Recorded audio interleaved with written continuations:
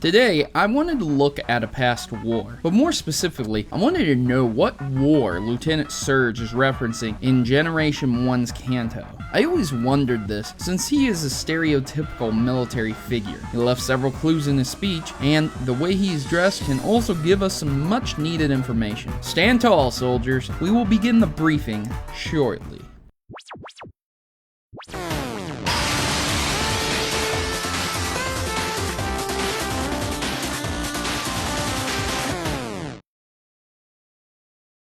Is everyone here?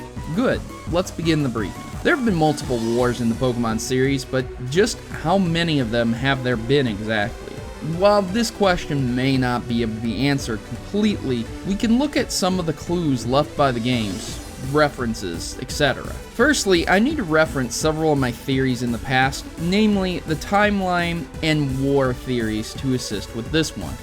There have been several wars. AZ references the Great War 3,000 years ago, LT.Surge referencing being in a war himself, and several Kalos members mentioning war as well. So we have the references we need, but the real question is, are these references for real world wars like World War II and Vietnam, or are they in-game wars? Let's take a look, shall we? Let's consult Gen 1 first, and using two of my theories, we can understand that a war occurred recently. Unfortunately, that is only an assumption though. Let me explain. While LT.Surge references a war, we can tell it was a war that occurred within the years of the 1950s and 60s due to his BDUs. The BDU style LT.Surge displays is most similar to this print, putting him closer to the World War II conflict. However, looking at his rank, this can tell a different story. Being a lieutenant means he was either really terrible at his job to get promoted, or he defected, or was discharged early. This seems to conflict with what some of his men say about him though. So it would seem that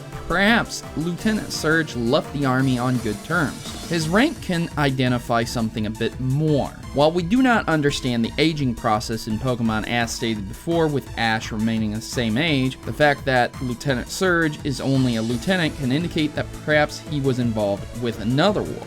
A gentleman in the gym states outright that LT.Surge was his CO, which means he is confirmed to be in the army. Other trainers also confirm that LT.Surge is from America and was indeed in the army. One of them even goes so far as to say he was famous for his cautious nature in the army. LT.Surge is referenced as Lightning America, meaning he is in Kanto for some reason. Often, after tours, soldiers go on leave to different locations and sometimes end up staying there. Since LT.Surge was only a lieutenant, it would mean that he may have only been in the army for a total of 2 to 3 years and finished out one tour. No small feat, but not being a captain means he wasn't in long enough to get promoted before leaving. Officers are mandated to stay a minimum of 4 to 8 years, meaning LT.Surge left before he could be promoted. While his original BDU suggest a World War II design, these BDUs were used late into the 90s and even in the 2000s. And often, at war, the uniform changes to a different one instead of the non-deployed uniform. In LT.Surge's redesign, he is wearing a more Marine-esque uniform,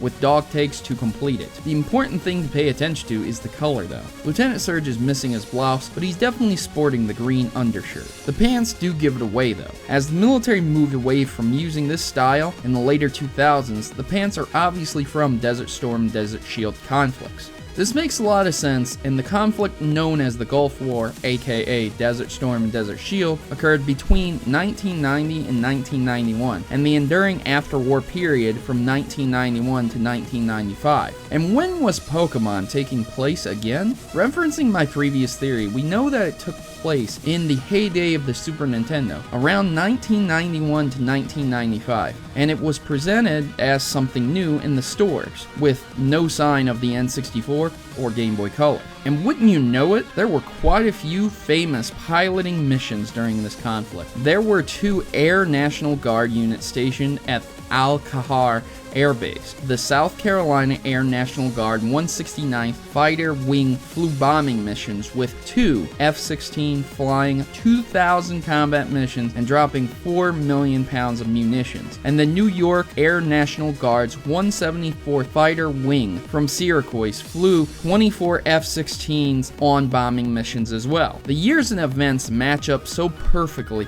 it hardly can be confused as anything else. LT.Surge doesn't give us many clues as to what war he was actually in, but through his uniform, trainers, and the gym itself, we can understand that LT.Surge was not only an American that deployed for a short time in the Gulf War, but also left the army with a small group of men to occupy a gym in the Kanto region. Now that is a real shocker. Puns aside though, the real question is, why? LT.Surge was known as a famous cautious officer, a commanding officer. He was a pilot as well, which means he had a pretty good career going for him. Why would a person choose to leave all that behind and do what he does now? That answer, we may never know. But what we do know is that LT.Surge loves his Raichu, his soldiers, and he certainly loves being a gym leader. I salute you, LT.Surge, for being one of the best gym leaders in Kanto. Now, if you'll excuse me, ladies and gentlemen, I need to go look up some other trainers for history as well. Thanks for watching, and please like and share this with anyone you can. I've been your host, Protomario, and I'm signing out on leave. Dismissed soldiers, have a great weekend. Remember to apply for a pass if you need to leave, and remember,